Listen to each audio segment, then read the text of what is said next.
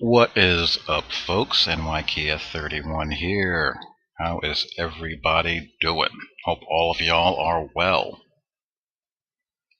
Even you trolls and ragers, I know you guys watch. Hope you guys are alive and well too. Otherwise, you wouldn't provide me with nearly as much YouTube fun. But anyway, this is more for my newer subscribers. This is what I typically do. This is like a little preview of how I roll. I've gotten some PMs from some people who have just recently started watching my videos. One guy said, "Yeah, I just started following your videos. What the heck did you do to your roster? Where's Revis? Where's Kyle Wilson?" Well, over the course of 5 seasons in the OS Vets Online League and going into the third season of the Primetime Sim League Online League, I basically transformed the Jets and the Arizona Cardinals into base 4-3 Tampa 2 teams. Took some doing, but as you have seen, it does a pretty good job. I've been playing online ranked games with the Colts pretty much exclusively this year, and I've done pretty well with them as well. In the video description, I have a couple of links to some older videos. One is a Dwight Freeney highlight reel. The other is a Indianapolis Colts highlight reel, half offense, half defense, and you'll see Freeney and Mathis doing their thing. And the other is my most recent online league highlight reel, which features pass rush, nothing but pass rush. And I've been playing defense in Madden for a while using the Cover 2 playbook. It's my favorite defensive scheme to play. And when the new game comes out and I get a feel for how the game plays, what adjustments I have to make to how I play it based on the new goodies the offense has, I will go into more in-depth detail as to the Cover 2 playbook and how to run it, as well as how to set up your favorite team to have the best chance to run the scheme well. Some teams are more ideally suited to run it than others. The Colts, for example, are perfect. They're built for it. Or this year's Colts, rather. Some teams are going to have to do some tweaking of their depth chart. And I'll get into that as far as who you need to have on the field and where and why. But just to give you a general overview of what you're seeing here, this is a base 4-3 Tampa 2 look. 4 down linemen, 3 linebackers, corner, corner, safety, safety. And it's very basic, yet trust me, it is very, very effective. You will cause pressure. You will get picks. You will score off your picks. The premise is you have a strong front four, a strong athletic front four that'll get after the quarterback, and you drop 7 deep.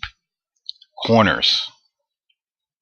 Their job is to jam the receivers, reroute them, and funnel them back inside. That's where all of that traffic is. Funnel them back inside so the Will and the Sam can knock the living crap out of them. Jam, reroute, drop back to your zone depth, cut off any sideline or obstruct any sideline or flag routes, rally to anything thrown into the flats. The importance of funneling the receivers inside is that you want to lessen the stress on your safeties. You want to make their drop and their reads as simple as humanly possible. Your free safety and strong safety, cutting off vertical, cutting off and being an alert for the smash route, the corner route, flag, etc., etc. Weak side, strong side linebackers looking to jump slants, drags, ins. If the ball is caught, fly to the football, knock the hell out of the receivers. Middle linebacker, he's responsible for the middle third. Basically, you want to think of this defense as nothing more than a 3 deep. It's a cover 3. You have 3 people deep. Free safety, strong safety, middle linebacker. Your middle linebacker has to be an athlete. Brian Urlacher, Jonathan Vilma. Those are your prototype Tampa 2 style middle linebackers. There are holes in it, obviously. The most obvious way to combat this, you have 3 deep. What do? You send 4 deep. You run 4 verts and put stress on the seams or on the outside. You run smash, put stress on the safeties. Send a slot receiver up the seam, another receiver or a tight end on a corner route, and make the safety have to make the read. Switch concepts. Follow, where you send a dragging receiver shallow and a receiver running a deeper dig behind him, trying to bait that linebacker into jumping that shallow cross, only to throw that deep dig behind him. The hope is that you have heady, athletic coverage linebackers who are able to recognize the pattern, match the pattern, obstruct the receivers, and by that time, your 4 maniac pass rushers get to the quarterback. After your corners and linebackers have done their job rerouting and mucking things up and making the read for the QB a little less clean. If you can't get there with your front 4, you're going to have problems. If your linebacker isn't athletic, you're going to have problems. If your safeties aren't good ball hawking types who can also lay the wood, you're going to have issues. That's why Jared Allen is worth his weight in gold. That's why Peppers makes $1 zillion. That's why Justin Tuck, JPP, and Osi Umenyiora are invaluable to the Giants. That's why Mathis and Freeney are mainstays, or have been mainstays, for a decade with the Colts. You want athletic players along your front 7 who can get after the passer, also stop the run without having to rely on blitzes, and rally to anything underneath and limit yards after catch. You need to have tough tacklers as well to limit yards after the catch, because you want to force the underneath throw, and if it's complete, you have your linebackers ready to wallop those receivers and limit yards after the catch. That's the basic idea of the Tampa 2, and you can get very, very, very close with Madden to executing it close to the way it's diagrammed here. I mean, granted, you have cover 2 hard and cover 2 sink. Again, it's a video game, so it separates the responsibility of the corner between jamming, rerouting, and sinking back. And not to get too technical, the reliance or the importance of having a one technique nose tackle that can, split that guard center gap or command that double team, and that 3 technique gap shooting defensive tackle between the guard that lines up between the guard tackle gap, isn't that vital in the Madden world. It just isn't yet. But despite that, you can do a pretty good job in replicating this kind of scheme, and I will show you some highlights from recent online league and ranked games and walk you through what you are seeing.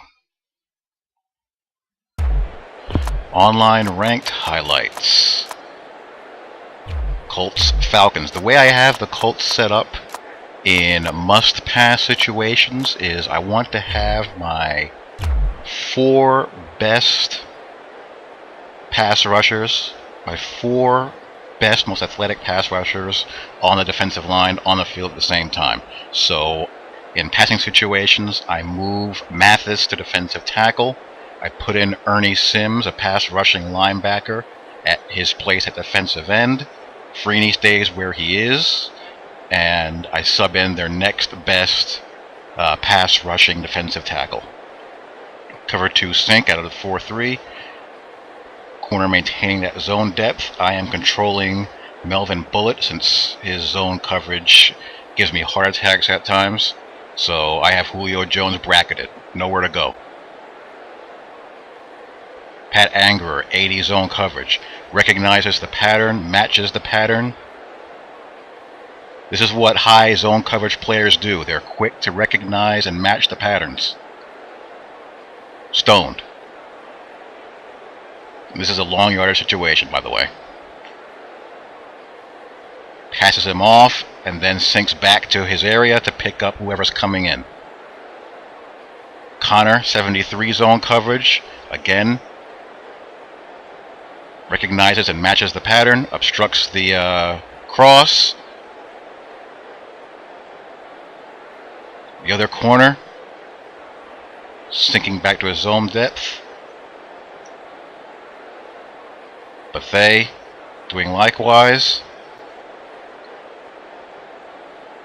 And here's the most important piece of this puzzle, or one of the most important pieces. Gary Brackett, 80 zone coverage. I hot route him to a deep blue zone to create that 3 deep.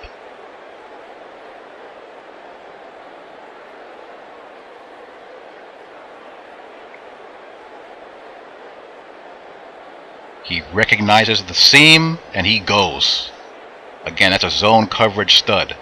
And of course, as a receiver there, he's going to eventually, as you can see, he's gaining ground on him, but he just does not have enough time, because by the time he starts to get even, Matt Ryan is already on his back.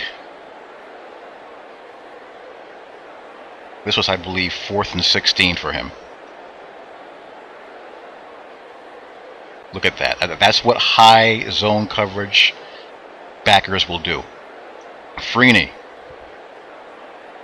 gets upfield, tries to bend. Mathis. The only thing I don't like about this, I want to see the center at least try to engage Mathis sooner. Even if it results in a penalty. Let it be a clip or a hold.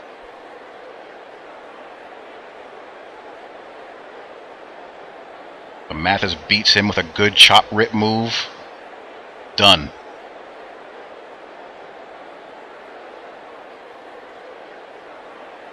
The only wart is the center just kind of chilling there. Just looks ugly.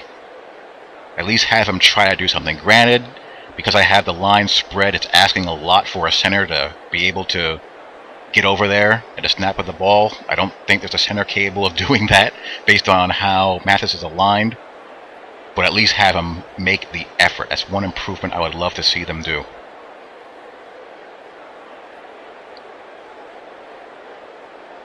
And Matt Ryan eats turf. So, beautiful pattern recognition, beautiful pattern matching.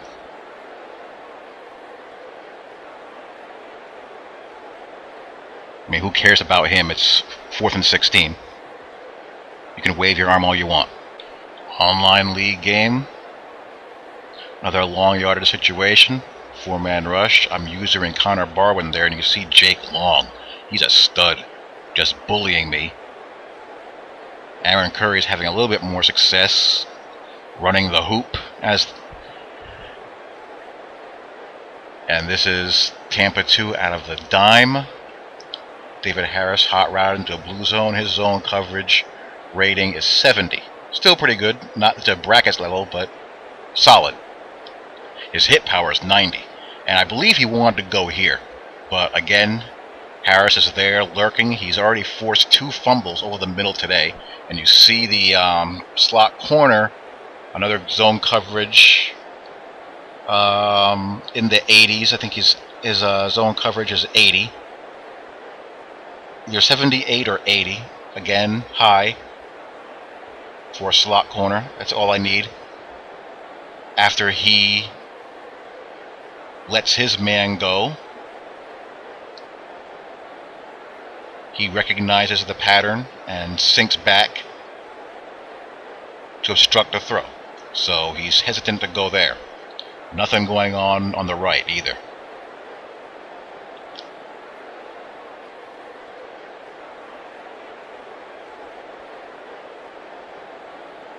He might have a window to the far left. That's going to take a perfect throw between the corner and safety. He elects to go to the out route, but Grimes is sitting right there. I guess he thought he could bait Grimes into following a little bit deeper. But that's right in Brent Grimes' wheelhouse.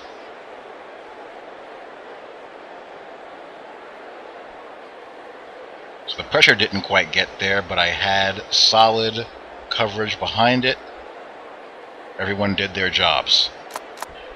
If the Tampa 2 is my fastball, there are other plays in the playbook that are my curveball and changeup. Online against Vic, you know what that means. Spy at all times in passing situations. Now I'm certain he thought this was cover 2, but it's not.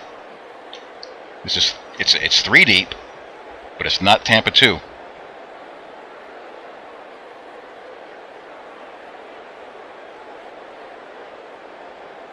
Bethay tracks that sucker down.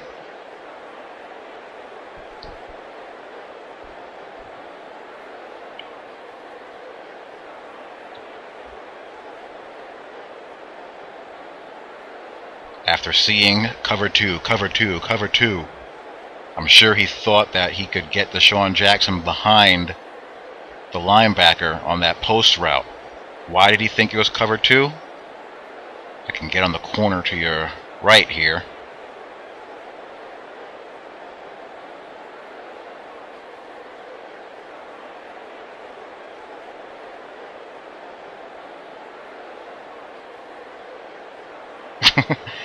Bad camera work. Corner jumps right to the flat, but he's got safety help behind him and me manually rolling into the middle. So he's bracketed. This is one of those plays that has a cover 2 look on one side and a cover 3 look on the other. And that baited him into that throw. And again, Bethay's a good awareness zone coverage. There's the 3 deep look there as he goes, into his deep zone. And Bethay is a good awareness zone coverage player. He's going to recognize that route and make a break on the ball and track the ball. So that's a little Tampa 2 primer, I guess. I'll go into more detail once the new game comes out. Talk to you all later. Peace.